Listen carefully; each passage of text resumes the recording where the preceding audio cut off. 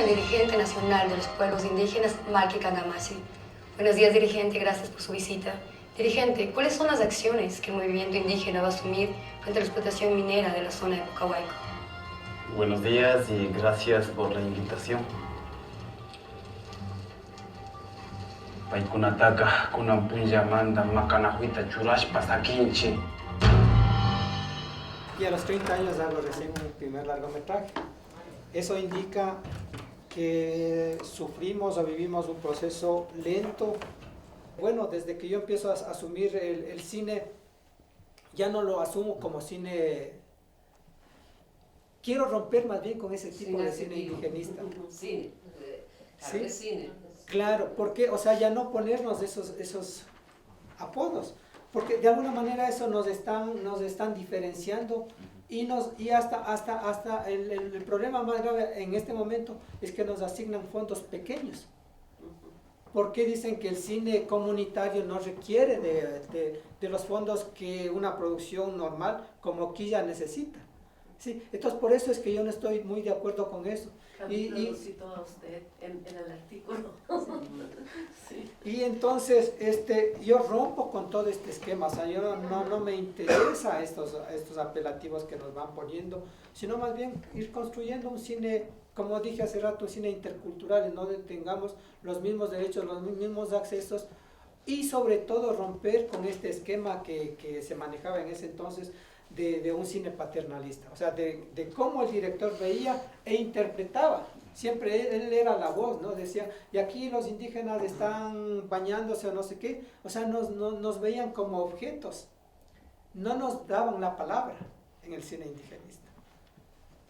Y hace poco nomás, o sea, desde que bueno, empecé con la película de la marcha que se llama Por la Tierra, por la Vida, Levantémonos, empezamos a asumir nosotros mismos con nuestra propia palabra, con nuestra visión, nuestro pensamiento, nuestro sentimiento. Y en las ficciones que yo hago, reflejo eso. Pero el cine quichua nace desde otra perspectiva, se puede decir.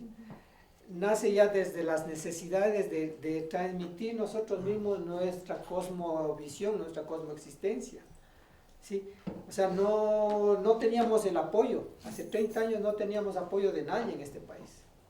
Entonces, nosotros tenemos la productora Rupay desde hace 30 años y trabajamos en diferentes espacios, en otras actividades, para poder hacer nuestros cortometrajes.